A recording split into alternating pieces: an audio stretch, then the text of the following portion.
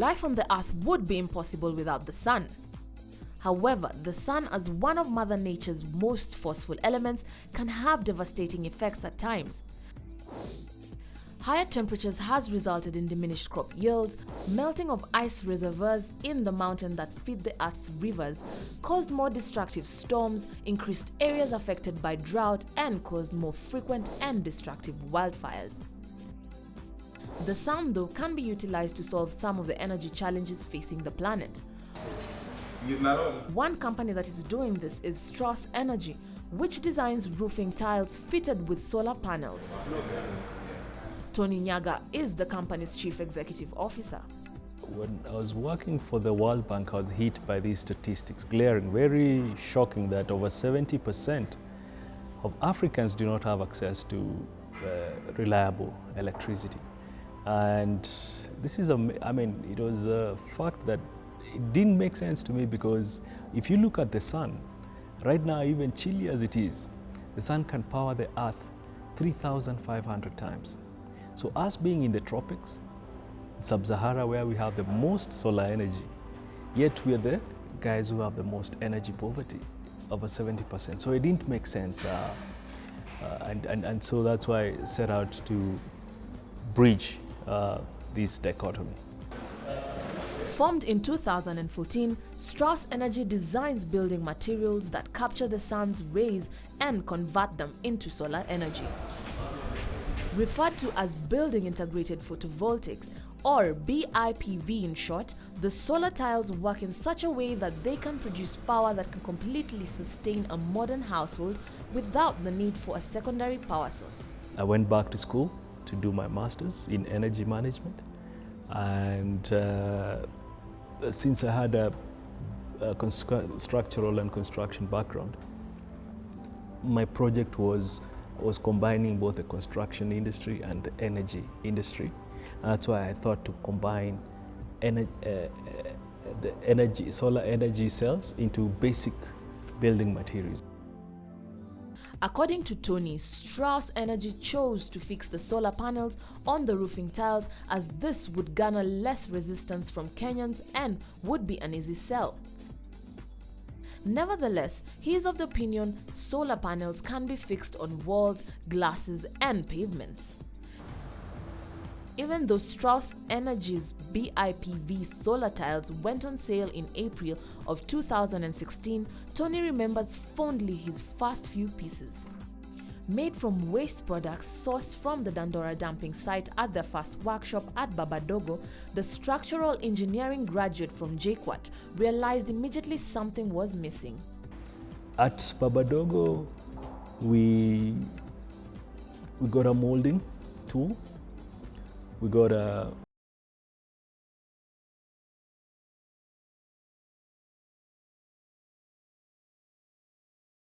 we started producing the first pieces. So after we did, and then we imported all these solar materials, we would actually go out and look for the cheapest but the best quality, and silicon as well. Then we would combine all these together. After the molding tool has given us the substrate, the base, then we would put our solar cells and seal it with silicon. And the first pieces were, it worked, but it was mostly a disappointment. Tony did not give up. As an entrepreneur, he was motivated by the need of solving the energy gap bedeviling Africa. Strauss Energy kept all the recommendations that they came up with. They also ensured that constant and consistent corrections were made on the roofing tiles. Finally, after months of trial and error, they came up with a proper roofing tile that could be used. When we started, we were actually doing it so that we can release it out there. We were saying, because we know everybody needs a roof over their head. And remember, we have this other social motivation that we want to bridge an energy gap. So we're saying, if everybody can put this on their roof, then we can and generate about 2 or 3 times what they need, and the extra now they can sell it back to the grid. Then that way we are able to achieve our objective and get paid while at it. Due to the success of the project, Tony had to make tough choices in regards to his career. At that time, I was still working for IBM, the company. But now, and we also got support from the Climate Innovation Center, which is it was funded by the World Bank. So they started encouraging us to make sure that we can produce as many, and commercialize this. And so at some point, it was too much for me being employed and also doing this at the same time. And at some point I had to, something had to give. So I had to leave IBM and now do this full time. In order for his business to succeed, Tony has had to price the roofing tiles as competitively as possible. A 1 meter squared of BIPV roofing tiles costs 2,500 Kenyan shillings to put up, the same price as 1 meter squared of ordinary roofing tiles. Tony hopes that soon the price for a 1 meter squared of BIPV roofing tiles will cost 1,500 shillings. We will put, for the same price of a normal roof, you can get our roof tiles. And then we supply you with electricity for 70%, with a 25% saving of what you would have paid every month.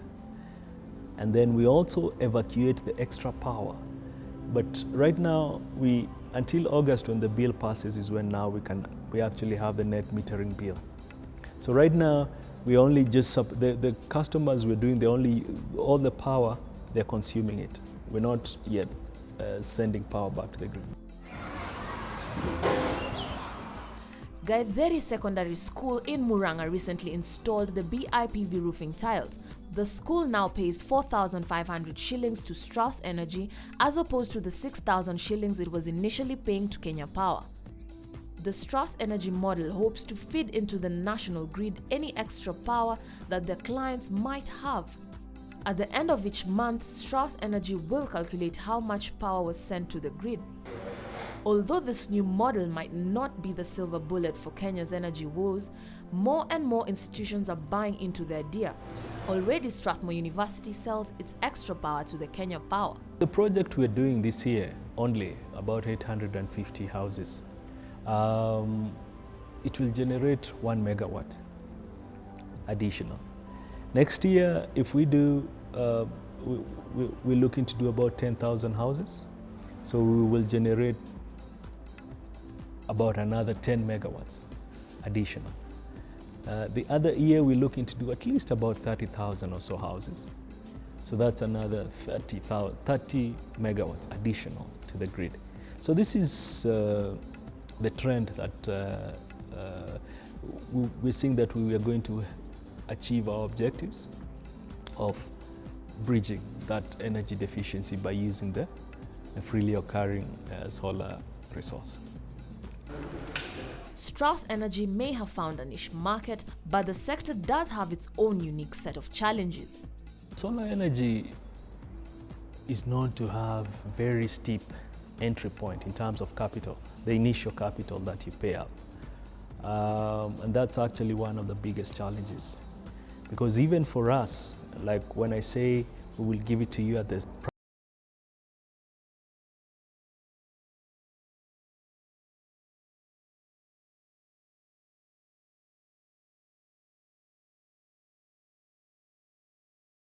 bill every month, we offset that initial capital. So it's really, number one is really because of awareness. Number two is because of, I would say, quirks, like people who put solar shoddily and make people really discouraged on this solar. But the biggest one is really the initial solar, the capital to set it up. With components for manufacturing the roofing tiles attracting high taxes, Tony believes that the government needs to do more as to encourage more potential investment in the renewable energy industry. The government should, for example, like the net metering bill was supposed to have passed last year in August, but they've delayed it for another year. So such delays, it should be pro green energy resources. And if they can move, number one, to pass bills like this so that we encourage a lot of renewable energy and solar energy tapping into the sun. But number two, and this directly affects us, and that's why you can see we stopped producing locally and have had to go outside to produce from outside and bring it here. Why? If I bring